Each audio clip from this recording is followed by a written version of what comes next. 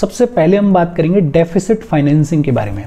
Deficit financing क्या होती है, या उससे पहले डेफिसिट क्या होती है, और ये अपने को पता है। व्हेन दी गवर्नमेंट स्पेंड्स, या फिर ये कहें कि when the government expenditure is more than the government revenue, it is known as deficit. पैसे की कमी, पैसे की तंगी को कहा जाता है डेफिसिट। और जब सरकार इस डेफिसिट को फाइनेंस करती है तो उसे कहा जाता है डेफिसिट फाइनेंसिंग। और सरकार डेफिसिट को फाइनेंस कैसे करेगी? पब्लिक लोन्स के थ्रू।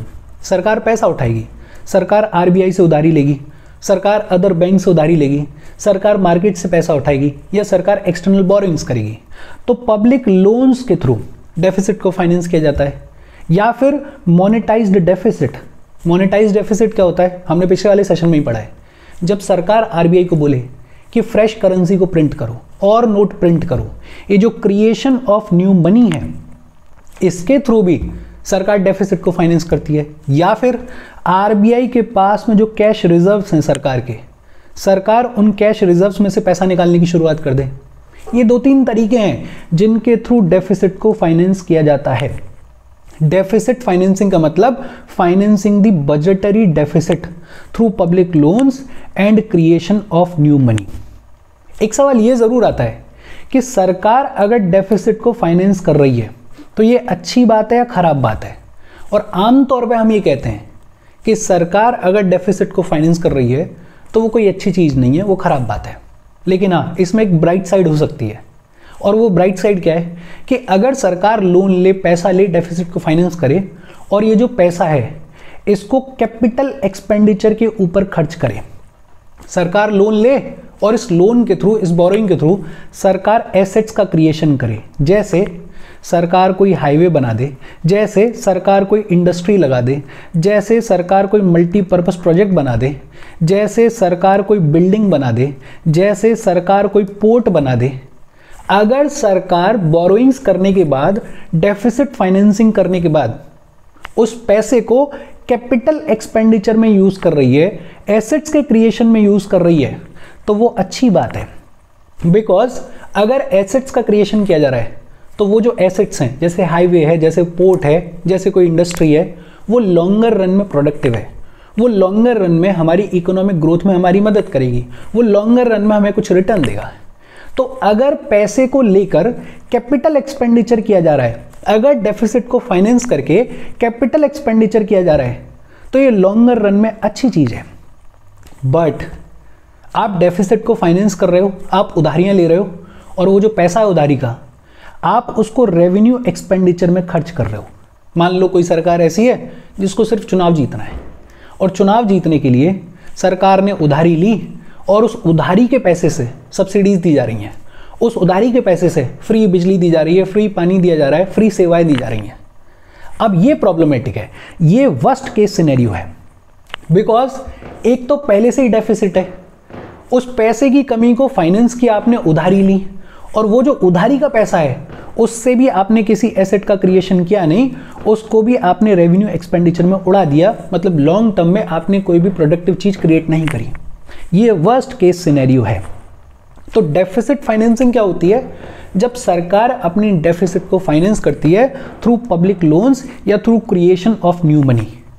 और ये जो डेफिसिट फाइनेंसिंग है, इसकी एक ब्राइट साइड है, और वो ब्राइट साइड क्या है कि अगर जो उधारी ली गई है, जो डेफिसिट फाइनेंस की गई है, अगर आपने उस पैसे को कैपिटल एक्सपेंडिचर में यूज किया है, अगर आपने उस पैसे को एसेट्स के क्रिएशन में यूज किया है, तो वो अच्छी बात है। लेकिन अगर आपने मतलब सरकार ने अगर रेवेन्यू एक्सपेंडिचर में उस पैसे को उड़ा दिया है, तो ये वर्स्ट केस सिनेरियो है। बहुत सिंपल सी चीज है। अच्छा, डेफिसिट फाइनेंसिंग के ऑब्जेक्टिव्स क्या हो सकते हैं? एक तो ऑब्जेक्टिव ये हो सकता है कि सरकार उस पैसे को एग्रीगेट डिमांड को बढ़ाने के लिए यूज कर रही है। पैसे की कमी है, तंगी है, सरकार ने डेफिसिट को फाइनेंस किया, और अब सरकार ये चाह रही है कि जो एग्रीगेट डिमांड है वो इंक्रीज हो, ताकि हमारी जो ओवरऑल इकोनॉमी है वो आगे बढ़े, वो ग्रो करे। या फिर डेफिसिट फाइनेंसिंग का एक ऑब्जेक्टिव क्या हो सकता है कि कोई पब्लिक सेक्टर एंटरप्राइज है, कोई सरकारी कंपनी है, और वो लॉस में है। उस लॉस को ओवरकम करने के लिए, उस पब्लिक सेक्टर एंटरप्राइज को एक बार फिर से प्रॉफिटेबल बनाने के लिए सरकार डेफिसिट को फाइनेंस कर रही है। या कोई एंटी पॉवर्टी प्रोग्राम है, कोई सब्सिडीज दी जा रही थी, उनको चलाए रखने के लिए, उनको आगे बढ़ाने के लिए सरकार जो है वो डेफिसिट को फाइनेंस कर रही है।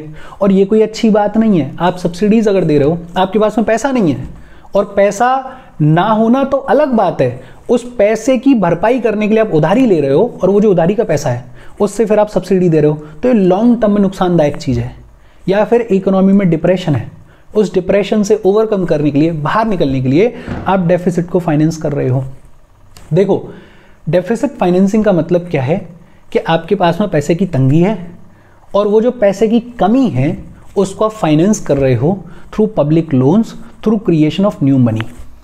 ये जो डेफिसिट फाइनेंसिंग है, इसकी एक ब्राइट साइड हो सकती है। वो ब्राइट साइड क्या है कि आपने जो पैसा लिया उधारी पे, उस पैसे को आपने कैपिटल एक्सपेंडिचर में यूज किया, आपने नए एसेट्स के क्रिएशन में उस पैसे को यूज किया। बिकॉज अगर आप एसेट्स का क्रिएशन कर रहे हो तो वो लॉन्गर रन में आपके लिए प्रॉफिटेबल है, वो लॉन्गर रन में कंट्री की इकोनॉमी को आगे बढ़ाने में काम आने वाला पैसा है, क्योंकि वो एसेट्स जैसे मल्टीपर्पज प्रोजेक्ट है, जैसे कोई इंडस्ट्री है, जैसे कोई बिल्डिंग है, जैसे कोई हाईवे है, वो लॉन्गर रन में कुछ ना कुछ रिटर्न देगा। लेकिन अगर आपने डेफिसिट फाइनेंसिंग की, आपने पैसा उधार लिया और रेवेन्यू एक्सपेंडिचर में उसको खर्च कर दिया, तो ये वर्स्ट केस सिनेरियो है। ऑब्जेक्टिव्स क्या हो सकते हैं? अगर आपको डेफिसिट फाइनेंसिंग समझ में आ गई तो आपको ऑब्जेक्टिव समझ में आ जाएंगे। अच्छा, डेफिसिट फाइनेंसिंग के एडवर्स इफेक्ट्स क्या हो सकते हैं, या ये कहें कि डीमेरिट्स क्या हो सकती हैं? एक तो सरकार अगर डेफिसिट को फाइनेंस कर रही है, मतलब या तो सरकार लोन ले रही है, या सरकार और पैसा प्रिंट करवा रही है। और सरकार अगर लोन ले रही है या पैसा प्रिंट करवा रही है तो अपनी जेब में तो रखेगी नहीं, खर्चा करेगी। खर्चा करेगी मतलब मार्केट में मनी सप्लाई इंक्रीज होगी, और अगर मार्केट में मनी सप्लाई इंक्रीज होगी तो इकोनॉमी में देखने को मिल सकता है इन्फ्लेशन। क्या देखने को मिलेगा? इन्फ्लेशन देखने को मिलेगा, महंगाई देखने को मिलेगी। अगर इन्फ्लेशन आएगा तो इकोनॉमी में इनइक्वालिटी देखने को मिलेगी, सोसाइटी में इनइक्वालिटी देखने को मिलेगी। अगर डेफिसिट फाइनेंसिंग की जा रही है तो वो सेविंग्स को और इन्वेस्टमेंट को भी एडवर्सली इफेक्ट करता है। एक तो पहले से ही पैसा नहीं है, आप उधारी पे पैसा ले रहे हो, तो सरकार इन्वेस्ट कहां से करेगी? भाई पैसा होता तो उधारी लेने की जरूरत क्यों पड़ती? पैसा अगर होता तो डेफिसिट फाइनेंसिंग करने की जरूरत क्यों पड़ती? तो इन्वेस्टमेंट जो है वो नेगेटिवली इफेक्ट होता है। और दूसरा, इसका दूसरा एस्पेक्ट भी है कि अगर सरकार बहुत ज़्यादा बोरो कर रही है, उसका सीधा सा मतलब क्या है कि प्राइवेट सेक्टर के लिए जो अवेलेबल फंड्स हैं वो कम हो रहे हैं। पिछले ही सेशन में अपन ने पढ़ा था, इसको बोलते हैं अपन क्राउडिंग आउट इफेक्ट। और अगर प्राइवेट सेक्टर के लिए फंड्स अवेलेबल नहीं होंगे तो वहां भी इन्वेस्टमेंट में कमी देखने को मिलेगी। ओवरऑल जो कॉस्ट ऑफ प्रोडक्शन है वो इंक्रीज हो जाएगी, और जो बैलेंस ऑफ पेमेंट्स है उनमें भी डेफिसिट देखने को मिलेगा। ये बैलेंस ऑफ पेमेंट्स क्या होता है इसके बारे में अपन बातचीत करेंगे आगे चलते हुए, लेकिन अगर सिंपल तौर पे बोलें तो किसी भी कंट्री के जितने भी इंटरनेशनल ट्रांजैक्शंस होते हैं उनको बुलाया जाता है बैलेंस ऑफ पेमेंट्स। अगर सिंपल तौर पे समझना है तो मान लेते हैं कि कोई कंट्री ऐसी है जो कि एक्सपोर्ट बहुत ज़्यादा करती है और इंपोर्ट बहुत कम करती है, तो वो कंट्री बैलेंस ऑफ पेमेंट के मामले में सरप्लस में है। और अगर कोई कंट्री ऐसी है जो कि इंपोर्ट बहुत ज़्यादा करती है और एक्सपोर्ट बहुत कम करती है, तो वो जो कंट्री है वो बैलेंस ऑफ पेमेंट के मामले में डेफिसिट में है। हालांकि इतना सिंपल नहीं है, दो चार चीज़ें और हैं इसमें, इसके बारे में, बैलेंस ऑफ पेमेंट के बारे में अपन डिटेल में पढ़ेंगे। लेकिन अगर सिंपल तौर पे अभी के लिए समझना है तो बैलेंस ऑफ पेमेंट का मतलब क्या है? कंट्री के जितने भी इंटरनेशनल ट्रांजेक्शन्स होते हैं उसको बोलते हैं बैलेंस ऑफ पेमेंट। और अगर डेफिसिट फाइनेंसिंग की जा रही है तो ये जो बैलेंस ऑफ पेमेंट है इसमें भी डेफिसिट देखने को मिलती है। अच्छा, हमारी कंट्री में डेफिसिट फाइनेंसिंग का स्टेटस क्या रहा है? देखो, डेफिसिट को फाइनेंस किया गया सबसे पहली बार 1969 में। हमारे कंट्री में, इंडिया में, डेफिसिट को फाइनेंस किया गया सबसे पहली बार 1969 में। और 1969 के बाद से ये एक रेगुलर रूटीन एक्सरसाइज बन गई, और 1991 तक आमतौर पे सरकार ये किया करती थी कि डेफिसिट को फाइनेंस करना है तो या तो लोन्स ले लो या नई करेंसी प्रिंट करवा लो। 1970s तक हमारी जो फिस्कल डेफिसिट थी वो less than 4% of the GDP थी, जो कि कहीं तक ठीक है, कोई दिक्कत वाली बात नहीं है। मतलब लेस देन 4% या 3% के आसपास तक अगर फिस्कल डेफिसिट है ऑफ द जीडीपी तो वो ठीक मानी जाती है, कोई दिक्कत वाली बात नहीं है। हमारे कंट्री के लिए अपन एक एक्ट पढ़ेंगे एफआरबीएम एक्ट, उसमें भी यही लिखा हुआ है। मतलब 1970s तक जो फिस्कल डेफिसिट थी हमारे कंट्री में वो less than 4% of the GDP थी, लेकिन 1980s में यही फिस्कल डेफिसिट जो है वो more than 7% of the GDP हो गई। बिकॉज आप देख रहे हो ना कि 1969 के बाद से डेफिसिट को फाइनेंस करना ये रेगुलर एक्टिविटी बन गई। और अगर आप बहुत ढंग से पढ़ोगे तो आपको ये देखने को मिलेगा कि जितनी भी डेफिसिट फाइनेंस की जा रही थी उसका ज़्यादातर हिस्सा रेवेन्यू एक्सपेंडिचर में जा रहा था, जो कि बहुत अच्छी बात नहीं है। 1991 में रिफॉर्म्स किए गए थे और 1991 में सरकार ने फोकस करने की शुरुआत करी फिस्कल कंसोलिडेशन के ऊपर। फिस्कल कंसोलिडेशन नाम से ही क्लियर है, जो हमारी फिस्कल सिचुएशन है, जो हमारी पैसे की सिचुएशन है, उसको कंसोलिडेट करना है, उसको मजबूत करना है। और इसी के लाइंस पे लाया गया एफआरबीएम एक्ट ऑफ 2003। देखो, अपन फिस्कल कंसोलिडेशन के बारे में पढ़ेंगे, एफआरबीएम एक्ट ऑफ 2003 के बारे में पढ़ेंगे, लेकिन उससे पहले आपको समझ में आना चाहिए कि डेफिसिट फाइनेंसिंग का मतलब क्या होता है। पैसे की तंगी है, पैसे की कमी है, उस कमी को सरकार फाइनेंस कर रही है। कैसे? पब्लिक लोन्स के थ्रू, कैसे? क्रिएशन ऑफ न्यू मनी के थ्रू। ये जो डेफिसिट फाइनेंसिंग है, इसका एक पॉजिटिव एस्पेक्ट क्या हो सकता है कि अगर आपने पैसे को कैपिटल एक्सपेंडिचर में यूज किया है, एसेट्स के क्रिएशन में यूज किया है, तो ये अच्छी बात है, बिकॉज जो एसेट्स हैं वो लॉन्गर रन में प्रोडक्टिव होने वाली हैं। लेकिन अगर आपने डेफिसिट को फाइनेंस किया और फिर पैसे को रेवेन्यू एक्सपेंडिचर में उड़ा दिया, फ्री स्कीम्स देने में उड़ा दिया, आपका मोटिव सिर्फ चुनाव जीतना था तो आपने सब्सिडीज देने में उड़ा दिया, तो ये वर्स्ट केस सिनेरियो है। बिकॉज एक तो पैसे की तंगी पहले से ही थी, उस तंगी को खत्म करने के लिए आपने लोन लिया या करेंसी प्रिंट करवाई, और वो जो लोन है, वो जो करेंसी है, वो जो उधारी है, उससे भी आपने किसी एसेट का क्रिएशन किया नहीं, वो भी आपने रेवेन्यू एक्सपेंडिचर में उड़ा दिया। तो मतलब एक तरीके से वर्स्ट केस सिनेरियो में चले गए, आपने सरकार और कंट्री को एकदम पीछे छोड़ दिया। अच्छा, ये जो डेफिसिट फाइनेंसिंग है, इसके एडवर्स इफेक्ट्स क्या हो सकते हैं? इन्फ्लेशन एक प्रॉब्लम है, बैलेंस ऑफ पेमेंट का डेफिसिट देखने को मिलता है, सेविंग्स और इन्वेस्टमेंट में भी कमी देखने को मिलती है, फिर इसके अलावा कॉस्ट ऑफ प्रोडक्शन भी इंक्रीज हो जाता है, और क्योंकि इन्फ्लेशन है तो इनइक्वालिटी भी देखने को मिलती है कंट्री में। इंडिया में सबसे पहली बार डेफिसिट को फाइनेंस कब किया गया? 1969 में किया गया, और 1969 के बाद से लेके 1991 तक ये रेगुलर एक्सरसाइज बन गई। 1991 में रिफॉर्म्स किए गए, द वेरी फेमस रिफॉर्म्स, जिनके बारे में अपन आगे चल के पढ़ेंगे। और इसी 1991 में बात की गई फिस्कल कंसोलिडेशन के बारे में, और इसी फिस्कल कंसोलिडेशन में एक स्टेप लिया गया एफआरबीएम एक्ट ऑफ 2003। अच्छा, फिस्कल कंसोलिडेशन क्या होता है? वैसे तो आपको नाम से ही समझ में आ रहा होगा।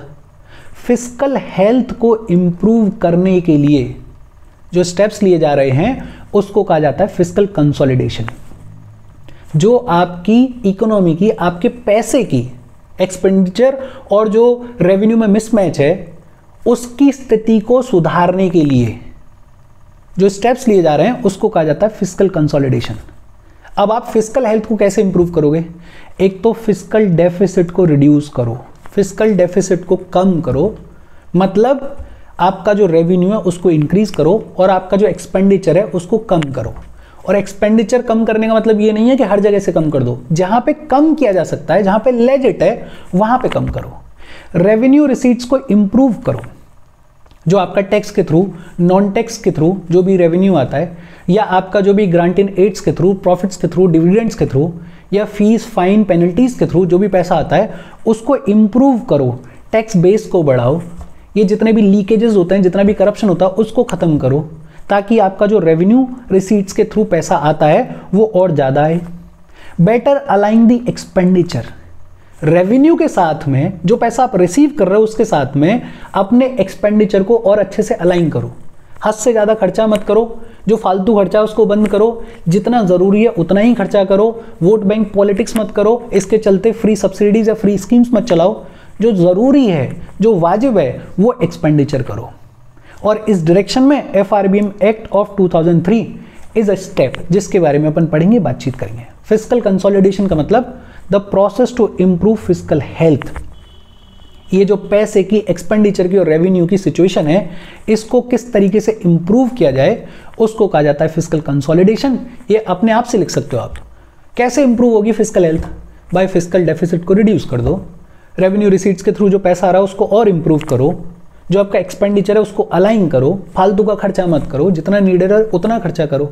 इसमें बहुत सारे स्टेप्स लिए जा सकते हैं, जैसे टैक्स रिफॉर्म्स करो। टैक्स रिफॉर्म्स में एक पॉजिटिव स्टेप क्या है? जीएसटी को इंट्रोड्यूस किया गया, तो टैक्स रिफॉर्म्स करो। टैक्स का जो बेस है उसको और इंक्रीज करो, उसको और वाइडन करो। ये जो टैक्स एग्जेम्पशंस दिए गए हैं इनको रैशनलाइज करो। सरकारें वोट के लिए, पॉपुलर पॉलिटिक्स के चलते खूब सारे टैक्स एग्जेम्पशंस आंख बंद करके दे देती हैं। अब इससे प्रॉब्लम होती है, तो ये जो टैक्स एग्जेम्पशंस हैं इनको रैशनलाइज करो। जहां जरूरी है वहां दो, लेकिन आंखें बंद करके हर किसी को टैक्स एग्जेम्पशन नहीं मिलना चाहिए। टैक्स कलेक्शन की एफिशिएंसी को इंप्रूव करो, और ये तो बहुत जरूरी है। जैसे हमने पढ़ा हुआ है कि अभी भी हमारा डायरेक्ट टैक्स का जो टैक्स टू जीडीपी रेशियो है वो 6.1% है, सिर्फ 6.1%। इसको और ब्रॉडन किया जा सकता है, इसको और वाइडन किया जा सकता है। ये जो कैपिटल रिसीट्स हैं इनको भी इंप्रूव करो। हालांकि कैपिटल रिसीट्स में ज़्यादा चीज़ें होती नहीं है, डिसइन्वेस्टमेंट इसका एक बड़ा हिस्सा है, लेकिन डिसइन्वेस्टमेंट आप हर चीज़ का नहीं कर सकते हो। लेकिन आप कोशिश करो कि डिसइन्वेस्टमेंट के थ्रू जितना भी पैसा आ रहा है वो स्टेबल आए। ऐसा नहीं होना चाहिए कि एक साल तो आपने 1 लाख करोड़ रुपए का माल बेच दिया और एक साल आप बोल रहे हो कि हम सिर्फ 10,000 करोड़ रुपए की ही डिसइन्वेस्टमेंट करेंगे। वो नहीं होना चाहिए, स्टेबल होना चाहिए। सब्सिडीज को रैशनलाइज करो, जहां जरूरी है वहां सब्सिडी दो, जहां जरूरी नहीं है वहां पे सब्सिडी मत दो। और ये जो सब्सिडीज हैं, ये जो स्कीम्स हैं, इनमें जो लीकेजेस हैं इनको टैकल करो। अब तो ऑनलाइन है सारी चीज़ें, अब तो इंटरनेट है आपके पास में, आप उन सारी चीज़ों को यूज़ कर सकते हो। आप ऑनलाइन फैसिलिटी को, प्लेटफॉर्म को यूज़ कर सकते हो लीकेजेस को और करप्शन को प्रिवेंट करने के लिए। और हमारी कंट्री में पॉपुलेशन बहुत ज़्यादा है, रिसोर्सेज उतने नहीं हैं, तो जितने भी रिसोर्सेज हैं उनको प्रायोरिटी और स्ट्रेटेजिक सेक्टर को ही अलोकेट करो। जो सेक्टर ऐसा है जो कि प्रायोरिटी पे है, जो कि स्ट्रेटेजिक है, जो कि लॉन्गर रन में प्रॉफिटेबल रहेगा, जो कि लॉन्गर रन में हमारी इकोनॉमी के लिए, हमारी कंट्री के लिए कुछ देगा, उस सेक्टर को ज़्यादा रिसोर्सेज अलोकेट करो। और जहाँ पे ऐसा है कि यार रिसोर्सेज वेस्ट होंगे, वहाँ से रिसोर्सेज को बचाओ। और ये जो पूरा टॉपिक है, ये ऐसा टॉपिक है कि अगर आपको इकोनॉमी समझ में आती है तो फिस्कल कंसोलिडेशन किस तरीके से किया जाएगा आप लिख सकते हो। एक तरीका तो क्या है कि रेवेन्यू के जो सोर्सेज हैं उनको बढ़ाओ। रेवेन्यू के सोर्सेज क्या है? टैक्स रिफॉर्म्स करो, टैक्स एग्जेम्पशंस को रैशनलाइज करो, टैक्स कलेक्शन एफिशिएंसी को इंप्रूव करो, कैपिटल रिसीट्स को थोड़ा और स्टेबल करो। और दूसरा तरीका क्या है कि जो फालतू के खर्चे हैं उनको कम करो, जो करप्शन है उसको कम करो, सब्सिडीज को रैशनलाइज करो, लीकेजेस को, करप्शन को टैकल करो, और जितने भी रिसोर्सेज हैं उनको प्रायोरिटी और स्ट्रेटेजिक सेक्टर्स को ही अलोकेट करो। बहुत सिंपल सी बातचीत है। ये दोनों ही टर्म्स बहुत इजी टर्म्स हैं, और अगर आपको इन टर्म्स का मतलब समझ में नहीं भी आता है तो भी अगर आप फिस्कल कंसोलिडेशन का मतलब समझते हो तो आपको समझ में आ जाएगा कि फिस्कल कंसोलिडेशन होता क्या है। या डेफिसिट फाइनेंसिंग, अगर आपको डेफिसिट का मतलब समझ में आता है तो डेफिसिट फाइनेंसिंग आप खुद से भी लिख सकते हो। अब तो आपको समझ में आता है, लेकिन हाँ, अगर कभी इकोनॉमी में कोई ऐसा टर्म आ जाए जिसमें आप बिल्कुल ब्लैंक हो, वैसे ऐसा होगा नहीं, बट अगर बाई चांस आ जाए तो थोड़ा शब्दों के साथ में भी खेल लिया करो कि हाँ यार, अगर डेफिसिट फाइनेंसिंग लिखा हुआ है तो क्या क्या हो सकता है, उन चीज़ों को तो कम से कम लिख के आओ। अच्छा, हम आगे बढ़ें उससे पहले वीडियो पे लाइक के बटन को दबा दो। लाइक दबाना ज़रूरी है, बिकॉज यूट्यूब ऐसे ही फंक्शन करता है। जब आप लाइक का बटन दबाते हो तो यूट्यूब वीडियो को कंसिडर करता है और थोड़ा सा पुश कर देता है, तो लाइक का बटन दबा दो। शेयर कर दो अपने सोशल मीडिया हैंडल्स पे, व्हाट्सएप वगैरह पे अपने फ्रेंड्स को, या जो भी लोग इसमें इंटरेस्टेड हैं, इससे रिलेटेड पढ़ाई कर रहे हैं, उनको शेयर कर दो, और चैनल को सब्सक्राइब कर लो। अच्छा, फिर इसके बाद बात आती है FRBM एक्ट ऑफ 2003। जब बात हो रही थी फिस्कल कंसोलिडेशन के बारे में, जब बात हो रही थी कि जो डेफिसिट फाइनेंसिंग है इसको सुधारो, ऐसा मत करो कि आपने पैसा भी ले लिया उधारी पे और उस पैसे को आपने रेवेन्यू एक्सपेंडिचर में खर्च कर दिया, तो क्या इंप्रूवमेंट्स किए जाने चाहिए। तो इसी के तहत लाया गया fiscal responsibility and budget management act of 2003 को। नाम पढ़ो, fiscal responsibility and budget management act, कि जो हमारी फिस्कल पैसे की सिचुएशन है उसको रिस्पॉन्सिबली मैनेज करना है। Fiscal responsibility and budget management act of 2003। और ये जो FRBM एक्ट ऑफ 2003 है, इसके थ्रू, या ये कहें कि इसका ऑब्जेक्टिव क्या था कि एक तो फिस्कल डेफिसिट को रिड्यूस करो, फिस्कल डिसिप्लिन लेके आओ, उल्टा सीधा खर्चा मत करो, जहां जरूरी है वहां खर्चा करो, फिस्कल डिसिप्लिन लेके आओ, प्रॉपर प्लानिंग करो, long term macro economic stability के ऊपर फोकस करो, फिस्कल कंसोलिडेशन के ऊपर फोकस करो। कैसे किया जाएगा? तो कानूनी तौर पर सरकार के ऊपर जिम्मेदारी डाल दी गई इस एफआरबीएम एक्ट ऑफ 2003 के थ्रू। इससे पहले तक तो सरकार अपने हिसाब से अगर फिस्कल कंसोलिडेशन कर रही है तो कर रही है, लेकिन कानूनी तौर पे कोई जवाब नहीं देना था। फिर अब सरकार अपनी मर्जी से कुछ नहीं करती है, सरकार का भी वही है ना, हम जैसे लोग बैठे हुए हैं, उनका तो वो है कि कैसे भी टाइम निकल जाए 5 साल। तो फिर सरकार के ऊपर दबाव बनाया गया और प्रॉपर एफआरबीएम एक्ट ऑफ 2003 लाया गया। एफआरबीएम एक्ट ऑफ 2003 में क्या कहा गया? एक तो ये कहा गया कि फिस्कल डेफिसिट को हर साल हमें 0.3% पर एनम से रिड्यूस करना है। मतलब मान लेते हैं कि इस साल 7.3% का फिस्कल डेफिसिट है, तो अगले साल इसको कम करो और 7% तक लेके आओ। फिस्कल डेफिसिट को 0.3% पर एनम से रिड्यूस करना है और अल्टीमेटली 2008-9 तक हमारा जो फिस्कल डेफिसिट है वो 3% ऑफ द जीडीपी हो जाना चाहिए। एक चीज बड़ी सिंपल क्या बोली गई इस एफआरबीएम एक्ट ऑफ 2003 में कि हमारा जो फिस्कल डेफिसिट है वो 2008-9 तक कितना हो जाना चाहिए? 3% ऑफ द जीडीपी हो जाना चाहिए, ये टारगेट दिया गया। दूसरा क्या बोला गया कि हमारी जो रेवेन्यू डेफिसिट है उसको 0.5% पर एनम से रिड्यूस करो। मतलब हर साल 0.5% पर एनम से रिड्यूस करो, कम करो, और 2008-9 तक इस रेवेन्यू डेफिसिट को पूरी तरीके से एलिमिनेट कर दो, मतलब जीरो कर दो। पहला टारगेट क्या दिया गया कि फिस्कल डेफिसिट को कानूनी तौर पे बोल दिया गया है कि 2008-9 तक 3% तक लेके आओ, रेवेन्यू डेफिसिट को 2008-9 तक जीरो करो, पूरी तरीके से एलिमिनेट कर दो। हालांकि एफआरबीएम एक्ट ऑफ 2003 में यह भी लिख दिया गया कि ये जो फिस्कल डेफिसिट और रेवेन्यू डेफिसिट के टारगेट्स हैं ये एक्सीड 2-3 सिनेरियोज में ही हो सकते हैं। मतलब ये जो टारगेट्स दिए गए हैं ये टारगेट्स अगर मैच नहीं हो रहे हैं तो उसके 2-3 ही रीजंस हो सकते हैं। एग्जेम्पशंस कौन से ग्राउंड्स पे हैं? एक तो नेशनल सिक्योरिटी का कोई इश्यू आ गया तो फिर आपको टारगेट्स पे फोकस नहीं करना है, फिर तो जो नेसेसरी है वो करो। कोई कैलेमिटी आ गई, बहुत बड़ी परेशानी आ गई, या कोई अदर एक्सेप्शनल ग्राउंड है, तो अगर कोई सिचुएशन ही ऐसी आ गई है कि टारगेट्स के ऊपर फोकस नहीं किया जा सकता है तो अलग बात है। अदरवाइज आपको टारगेट दे दिया गया है एफआरबीएम एक्ट ऑफ 2003 के थ्रू, और वो क्या था कि ये जो फिस्कल डेफिसिट है इसको लेकर आओ 3% तक बाय 2008-9, और ये जो रेवेन्यू डेफिसिट है इसको लेके आओ 0% तक, मतलब पूरी तरीके से एलिमिनेट करो बाय 2008-9। अच्छा, रेवेन्यू डेफिसिट को जीरो करने के लिए बोल रहे हैं, उसका रीजन क्या है? देखो, रेवेन्यू डेफिसिट का मतलब क्या होता है? Revenue expenditure minus revenue receipts.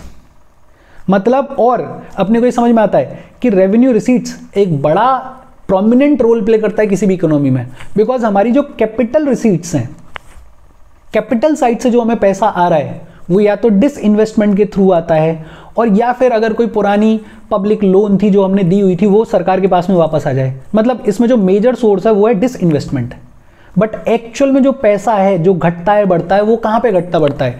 इस रेवेन्यू रिसीट्स में, टैक्स के थ्रू, नॉन टैक्स के थ्रू जो रेवेन्यू आता है, या फिर फाइन्स के थ्रू, पेनल्टीज के थ्रू, एस्टीट्स के थ्रू जो पैसा आता है, या डिविडेंड के थ्रू, प्रॉफिट के थ्रू जो पैसा आता है, या ग्रांट इन एड्स के थ्रू जो पैसा आता है, वो चंक को फॉर्म करता है, वो मेजर सेक्शन को फॉर्म करता है। तो ये जो रेवेन्यू डेफिसिट है ये बड़ा इंपॉर्टेंट हो जाती है। तो रेवेन्यू डेफिसिट के लिए तो सीधे सीधे बोल रहे हैं कि इसको तो पूरी तरीके से एलिमिनेट करो। जो फिस्कल डेफिसिट है उसको 3% तक लेके आ जाओ 2008-9 तक। दो चीजें तो ये बोली गई। और क्या बोला गया कि गवर्नमेंट आरबीआई से बोरो नहीं करेगी, एक्सेप्ट सिर्फ एक तरीका है गवर्नमेंट अगर बोरो करना चाहती है आरबीआई से, तो वो तरीका क्या है? Ways and means advances. Ways and means advances के थ्रू ही गवर्नमेंट आरबीआई से बोरो कर सकती है, अदरवाइज नहीं कर सकती है। अब वेज एंड मींस एडवांसेस क्या है इसके बारे में अपन अगली ही स्लाइड में पढ़ेंगे, थोड़ा सा वेट करो। और फिर फाइनली क्या बोला गया कि देखो, जब पार्लियामेंट बैठता है तो बजट आप प्रेजेंट करते हो, डिमांड फॉर ग्रांट्स आप प्रेजेंट करते हो, इसके साथ साथ 3 और चीजें पार्लियामेंट के सामने पेश करो, पार्लियामेंट के सामने रखो। कौन कौन सी 3 चीजें? एक तो फिस्कल पॉलिसी स्ट्रेटेजिक स्टेटमेंट।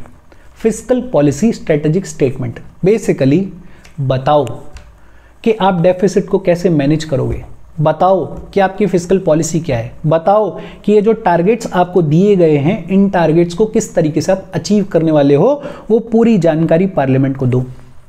दूसरा, macro economic framework statement. Macro economic framework statement नाम से क्लियर है। बताओ पार्लियामेंट को कि जीडीपी कितनी रहने वाली है, बताओ पार्लियामेंट को कि जीडीपी ग्रोथ कितने रहने वाली है, बताओ पार्लियामेंट को कि ये जो मैक्रो इकोनॉमिक कंपोनेंट्स हैं इनमें हमारी ग्रोथ किस तरीके की होने वाली है, सरकार इसको इंश्योर करने के लिए क्या करने वाली है, आपकी क्या योजना है, उसको पूरी तरीके से बताओ पार्लियामेंट को। और तीसरा, medium term fiscal policy statement. Medium term fiscal policy statement ये यूजुअली 3 साल के लिए होता है। बताओ कि 3 साल के पीरियड में आप क्या क्या स्टेप्स लेने वाले हो फिस्कल पॉलिसी को इंप्रूव करने के लिए, कैसे आपकी डेफिसिट कम होगी, फिस्कल डेफिसिट का सिनेरियो क्या रहेगा, रेवेन्यू डेफिसिट का सिनेरियो क्या रहेगा। ये सारी चीजें जो फिस्कल पॉलिसी से रिलेटेड हैं उनका आपका मीडियम टर्म गोल क्या है और आप किस तरीके से आगे बढ़ने वाले हो। पहले से बजट रखा जाता था पार्लियामेंट के सामने, डिमांड फॉर ग्रांट्स को रखा जाता था पार्लियामेंट के सामने। एफआरबीएम एक्ट ऑफ 2003 में ये और बोल दिया गया कि एक तो फिस्कल पॉलिसी स्ट्रेटेजिक स्टेटमेंट रखो पार्लियामेंट के सामने, दूसरा मैक्रो इकोनॉमिक फ्रेमवर्क स्टेटमेंट रखो पार्लियामेंट के सामने, और तीसरा medium term fiscal policy statement रखो पार्लियामेंट के सामने। बहुत सिंपल, एफआरबीएम एक्ट ऑफ 2003 को लाया गया और एफआरबीएम एक्ट ऑफ 2003 के थ्रू पार्लियामेंट के ऊपर लीगल ऑब्लिगेशन डाल दी गई, या ये कहें कि सरकार के ऊपर लीगल ऑब्लिगेशन डाल दी गई। क्या लीगल ऑब्लिगेशन डाली गई कि जो फिस्कल डेफिसिट है इसको 2008-9 तक 3% पे लेके आओ, ये जो रेवेन्यू डेफिसिट है इसको 2008-9 तक पूरी तरीके से एलिमिनेट करो। एक्सेप्शन प्रोवाइड किया गया, और एक्सेप्शन के ग्राउंड्स क्या थे कि कोई नेशनल सिक्योरिटी का प्रॉब्लम हो जाए, कोई कैलेमिटी आ जाए, कोई एक्सेप्शनल ग्राउंड है तो फिर ये टारगेट्स को आप मिस कर सकते हो, अदरवाइज नहीं कर सकते हो। फिर क्या बोला गया कि गवर्नमेंट आरबीआई से सिर्फ वेज एंड मींस एडवांसेस के थ्रू ही बोरो कर सकती है। और तीसरा ये भी बोल दिया गया कि 3 स्टेटमेंट्स और रखने पड़ेंगे पार्लियामेंट के सामने। वो कौन कौन से हैं? Fiscal policy strategic statement, medium term fiscal policy statement और मैक्रो इकोनॉमिक फ्रेमवर्क स्टेटमेंट। अच्छा, ये वेज एंड मींस एडवांसेस क्या होते हैं? ये बेसिकली एक स्कीम है जिसको इंट्रोड्यूस किया गया 1 अप्रैल 1997 को। कब इंट्रोड्यूस किया गया? 1 अप्रैल 1997 को। ये जो वेज एंड मींस एडवांसेस हैं ये एक तरीके से टेम्पररी लोन फैसिलिटी है। सेंट्रल गवर्नमेंट को या स्टेट गवर्नमेंट्स को आरबीआई से अगर लोन चाहिए टेम्पररी टाइम पीरियड के लिए तो इस वेज एंड मींस एडवांसेस के थ्रू पैसा लिया जा सकता है, बोरो किया जा सकता है।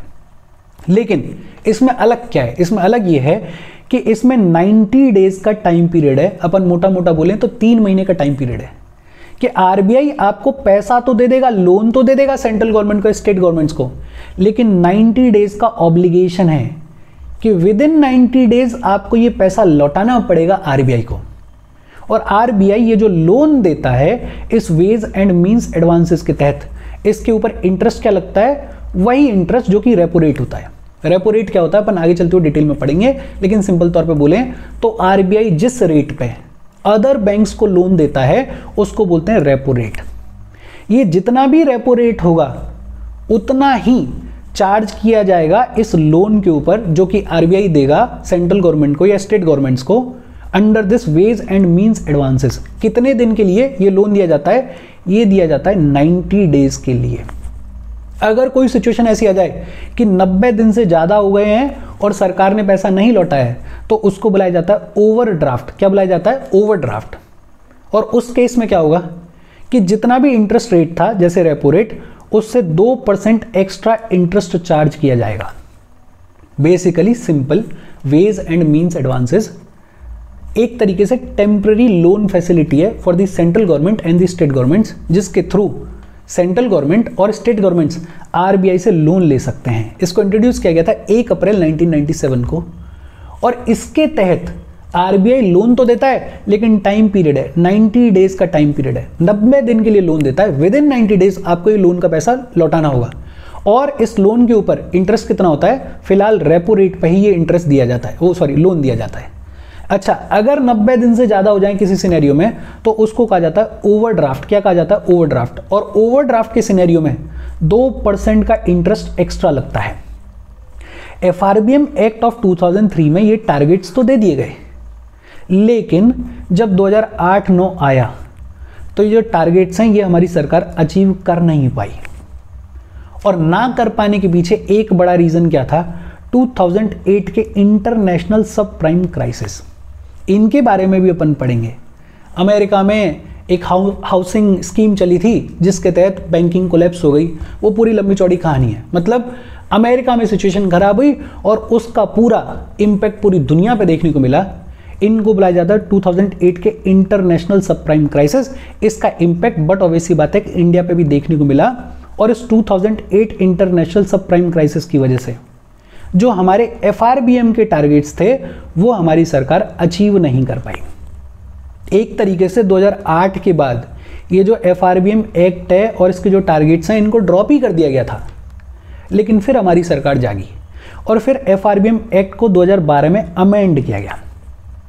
और 2012 के अमेंडमेंट्स के थ्रू क्या कहा गया कि एक तो हम रेवेन्यू डेफिसिट को टारगेट नहीं करेंगे, हम टारगेट करेंगे इफेक्टिव रेवेन्यू डेफिसिट को। देखो, ओरिजिनली क्या बोला गया था कि ये जो रेवेन्यू डेफिसिट है इसको हम एलिमिनेट कर देंगे पूरी तरीके से 2008-9 तक।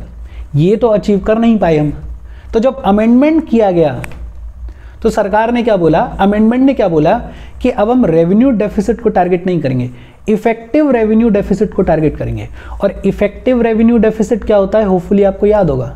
इफेक्टिव रेवेन्यू डेफिसिट कैसे निकालते हैं, रेवेन्यू डेफिसिट में से माइनस कर दो grants that are given for the creation of capital assets. Capital assets के क्रिएशन के लिए जो भी ग्रांट्स दी गई हैं उनको अगर आप रेवेन्यू डेफिसिट में से माइनस कर देते हो तो आपको मिल जाती है इफेक्टिव रेवेन्यू डेफिसिट। ये बेसिकली एक तरीके से बचने का तरीका है। सरकार को ये दिख रहा था कि रेवेन्यू डेफिसिट को पूरी तरीके से एलिमिनेट करना अपने आप में डिफिकल्ट हो रहा है, 2008-9 तक नहीं कर पाए हैं। तो अब 2012 में क्या बोल रहे हैं कि रेवेन्यू डेफिसिट को हम टारगेट नहीं करेंगे, हम करेंगे इफेक्टिव रेवेन्यू डेफिसिट को टारगेट। कुछ तो लोड कम होगा, ये जो पैसा हमने दिया है कैपिटल एसेट्स के क्रिएशन के लिए इसको माइनस करके जो सिनेरियो बचता है वो है इफेक्टिव रेवेन्यू डेफिसिट। तो हम इस इफेक्टिव रेवेन्यू डेफिसिट को टारगेट करेंगे। इनफैक्ट 2012 में बोला गया था कि इफेक्टिव रेवेन्यू डेफिसिट को 2015 तक जीरो कर दिया जाएगा, मतलब एलिमिनेट कर दिया जाएगा। एक दूसरी इंपॉर्टेंट चीज और बोली गई 2012 के अमेंडमेंट्स में कि एक मीडियम टर्म एक्सपेंडिचर स्टेटमेंट को भी पार्लियामेंट के सामने प्लेस किया जाए। और ये भी नाम से क्लियर है, मीडियम टर्म एक्सपेंडिचर स्टेटमेंट। ये भी यूजुअली 3 साल का होता है और इसमें बताया जाता है कि सरकार किस तरीके से खर्चा करने वाली है, एक्सपेंडिचर करने वाली है, किस सेक्टर पे कितना खर्चा करेगी, किस चीज़ पे कितना खर्चा करेगी, किस स्कीम को टारगेट कर रही है। वो जो एक्सपेंडिचर है उसकी प्लानिंग क्या है, वो प्लानिंग दी जाती है इस मीडियम टर्म एक्सपेंडिचर स्टेटमेंट में। अच्छा, एक चीज़ आपने नोटिस की होगी कि जब एफआरबीएम एक्ट ओरिजिनली 2003 में लाया गया था तो टारगेट्स अलग थे, ये टारगेट्स अचीव नहीं हो पाए। तो 2012 में टारगेट्स को थोड़ा अलग कर दिया गया। जैसे बोल दिया गया कि अब हम इफेक्टिव रेवेन्यू डेफिसिट को टारगेट करेंगे और उसको 2015 तक एलिमिनेट करेंगे, ख़त्म करेंगे। लेकिन 2015 तक भी ये अचीव नहीं हो पाएगा। और तब से ये देखने को मिला है कि बड़ा कन्वीनियंटली सरकार क्या करती है कि इन टारगेट्स को थोड़ा सा रिवाइज कर देती है, थोड़ा सा चेंज कर देती है। अचीव नहीं कर पाते हैं तो इन टारगेट्स को रिवाइज कर दिया जाता है। जब 2015 में भी ये अचीव नहीं हो पाया तो 2016 में जब अरुण जेटली फाइनेंस मिनिस्टर हुआ करते थे तो उन्होंने एक कमेटी बनाई। उस कमेटी का नाम था एनके सिंह कमेटी। कौन सी कमेटी बनाई? NK Singh committee. NK Singh जो है वो 15th फाइनेंस कमीशन के चेयरमैन भी हुआ करते थे, अगर मैं ठीक से याद कर पा रहा हूं तो हाँ, 15th फाइनेंस कमीशन के चेयरमैन हुआ करते थे। एक बार इसको कंफर्म कर लेना अगर चाहो तो, बट जहां तक मुझे याद है 15th फाइनेंस कमीशन के चेयरमैन हुआ करते थे। तो 2016 में सरकार ने एनके सिंह कमेटी को बनाया और एनके सिंह कमेटी को काम दिया गया कि ये जो एफआरबीएम एक्ट का इम्प्लीमेंटेशन है इसको रिव्यू करो, इसको चेक करो, देखो कि क्या सुधार किया जा सकता है। तो एनके सिंह कमेटी बैठी। एनके सिंह कमेटी ने अपनी रिकमेंडेशंस दी। एनके सिंह कमेटी ने अपनी रिकमेंडेशन में क्या कहा? एक तो एनके सिंह कमेटी ने ये कहा कि ये जो एफआरबीएम एक्ट है इसकी जगह पे लेकर आओ debt and fiscal responsibility act. FRBM act को रिप्लेस करो और इसकी जगह पे लेके आओ debt and fiscal responsibility act. Basically NK Singh committee ये कह रही थी कि हमें फिस्कल डेफिसिट को टारगेट नहीं करना चाहिए, हमें टारगेट करना चाहिए डेट को। फिस्कल डेफिसिट को कम करने पे ध्यान मत दो, ये जो हम उधारियां ले रहे हैं, हम मतलब सरकार, ये जो सरकार की डेट है, इस डेट को टारगेट करो। और एनके सिंह कमेटी ने टारगेट भी बताया। एनके सिंह कमेटी ने ये बोला कि जो ओवरऑल गवर्नमेंट की डेट है, और ओवरऑल गवर्नमेंट की डेट का मतलब कि सेंट्रल और स्टेट गवर्नमेंट्स की इन टोटल जितनी भी गवर्नमेंट डेट है उसको घटा के लेके आओ 60% तक बाय 2022-23। 2022-23 तक ये जो ओवरऑल गवर्नमेंट डेट है इसको रिड्यूस करो टू 60%। उस टाइम पे जब एनके सिंह कमेटी बात कर रही थी तब ये जो ओवरऑल गवर्नमेंट डेट है वो लगभग 70 से 75% के आसपास हुआ करती थी। एनके सिंह कमेटी क्या बोल रही है कि जो ओवरऑल गवर्नमेंट डेट है इसको रिड्यूस करो और इसको लेके आओ टू 60% बाय 2022-23। और इस 60% में भी 40% जो है वो सेंटर का हिस्सा होना चाहिए और 20% जो है वो स्टेट गवर्नमेंट्स का हिस्सा होना चाहिए। तो एक तो क्या बोला एनके सिंह कमेटी ने जो कि इंपॉर्टेंट है कि हमें एफआरबीएम एक्ट को रिप्लेस करना चाहिए और उसकी जगह पे लेके आना चाहिए debt and fiscal responsibility act. और इसके तहत एनके सिंह कमेटी क्या कह रही है कि जो हम फिस्कल डेफिसिट को टारगेट करते हैं इसको टारगेट मत करो, हम डेट को टारगेट करेंगे। और डेट का टारगेट क्या रखेंगे कि 2022-23 तक ओवरऑल गवर्नमेंट डेट को रिड्यूस करो और लेके आओ 60% तक। इसके अलावा एनके सिंह कमेटी ने क्या रिकमेंड किया कि जो फिस्कल डेफिसिट है इसको भी 2022-23 तक 2.5% ऑफ द जीडीपी तक लेकर आओ। कितने तक लेके आओ? 2.5% ऑफ द जीडीपी तक लेकर आओ। फिर ये जो रेवेन्यू डेफिसिट है इसको भी हर साल 0.25% से रिड्यूस करो और 2022-23 तक इसको लेके आओ 0.8% तक। देखो पहले इफेक्टिव रेवेन्यू डेफिसिट का टारगेट कितना था कि 2015 तक तो एलिमिनेट ही कर देना है, लेकिन अब वापस से एनके सिंह कमेटी क्या बोल रही है कि ये जो रेवेन्यू डेफिसिट है, इफेक्टिव रेवेन्यू डेफिसिट नहीं, रेवेन्यू डेफिसिट, उसको 2022-23 तक कितना करो? 0.8% करो। मतलब एनके सिंह कमेटी कई सारे रिफॉर्म्स, कई सारी रिकमेंडेशंस दे रही है। इसके अलावा एनके सिंह कमेटी क्या कहेगी कि एक एस्केप क्लॉज होना चाहिए। एस्केप क्लॉज का मतलब क्या है कि अगर कोई स्पेशल सर्कमस्टेंस आ जाए, जैसे नेशनल सिक्योरिटी का इश्यू हो जाए, कोई कैलेमिटी वगैरह आ जाए, तो ये जो टारगेट्स दिए हुए हैं फिस्कल डेफिसिट के 2.5% ऑफ द जीडीपी जो टारगेट बता रही है एनके सिंह कमेटी, इस टारगेट से सरकार सिर्फ 0.5% डेविएट कर सकती है। भाई 2022-23 तक कितना होना चाहिए? 2.5% ऑफ द जीडीपी होना चाहिए फिस्कल डेफिसिट, ये टारगेट दिया एनके सिंह कमेटी ने। और साथ में ये भी बोल दिया कि अगर कोई स्पेशल सर्कमस्टेंस हो तो डिविएशन सिर्फ कितना हो सकता है? 0.5%, मतलब 3% ऑफ द जीडीपी तक लेके आ जाओ 2022-23 तक, अगर कोई स्पेशल सर्कमस्टेंस है, कोई दिक्कत है तो। पहले जब एफआरबीएम एक्ट ऑफ 2003 को लाया गया था तो बड़ा ब्रॉडली बोल दिया गया था कि ये जो टारगेट्स हैं इनको एक्सीड किया जा सकता है अगर कोई एक्सेप्शनल ग्राउंड्स हैं। NK Singh committee proper recommendation दे रही है और बोल रही है कि अगर स्पेशल सर्कमस्टेंस है भी तो भी आप ये जो फिस्कल डेफिसिट का टारगेट है इससे सिर्फ 0.5% डिविएट कर सकते हो। लेकिन दिमाग में रखना कि ये सिर्फ रिकमेंडेशंस हैं एनके सिंह कमेटी की, और यहाँ पे प्रॉपर एक्ट है, ये लीगल ऑब्लिगेशन है, ये कोई लीगल ऑब्लिगेशन नहीं है NK Singh committee. NK Singh committee का तो गठन किया गया है, उसकी रिकमेंडेशंस हैं, सरकार कितनी को मानेगी कितनी को नहीं मानेगी वो सरकार के ऊपर है। लेकिन हाँ, एनके सिंह कमेटी ये जरूर कह रही थी कि अगर कोई स्पेशल सर्कमस्टेंस हो तो ये जो फिस्कल डेफिसिट के टारगेट्स हैं इनमें डिविएशन सिर्फ 0.5% का हो सकता है। फिर एनके सिंह कमेटी क्या कह रही थी कि आरबीआई से सरकार बोरो तो कर सकती है लेकिन सिर्फ स्पेशल सर्कमस्टेंसेस में। एनके सिंह कमेटी ने एक चीज और ये कही कि एक ऑटोनॉमस फिस्कल काउंसिल को बनाया जाना चाहिए। ये जो भी हमारी फिस्कल पॉलिसी है उस फिस्कल पॉलिसी से डील करने के लिए, उस पर रिकमेंडेशंस देने के लिए, उस पर रिफॉर्म सजेस्ट करने के लिए एक ऑटोनॉमस फिस्कल काउंसिल को भी सेटअप किया जाना चाहिए। देखो ये ऐसा टॉपिक है कि आपसे पूछा जा सकता है कि एफआरबीएम एक्ट से रिलेटेड क्या क्या चीज़ें हुई हैं, आपको आंसर लिखना पड़ेगा। तो ये मोटी मोटी चीज़ें आपको पता होनी चाहिए, मतलब ऐसा नहीं कि बिल्कुल ब्लैंक हो जाओ। तो आपको ये तो याद होना ही चाहिए कि एफआरबीएम एक्ट ऑफ 2003 में ये 3-4 टारगेट्स दिए गए थे, 3-4 चीज़ें बोली गई थी। फिर आपको ये भी पता होना चाहिए कि 2012 में अमेंड किया गया इसको, और अमेंड करके बोला गया कि एक तो हम रेवेन्यू डेफिसिट को टारगेट नहीं करेंगे, हम इफेक्टिव रेवेन्यू डेफिसिट को टारगेट करेंगे, और दूसरा मीडियम टर्म एक्सपेंडिचर स्टेटमेंट को पार्लियामेंट के सामने रखा जाए, ये भी बोल दिया गया। 2016 में एनके सिंह कमेटी को बनाया गया। ये कमेटी अपने आप में इंपॉर्टेंट है, इसका नाम तो याद रहना ही चाहिए।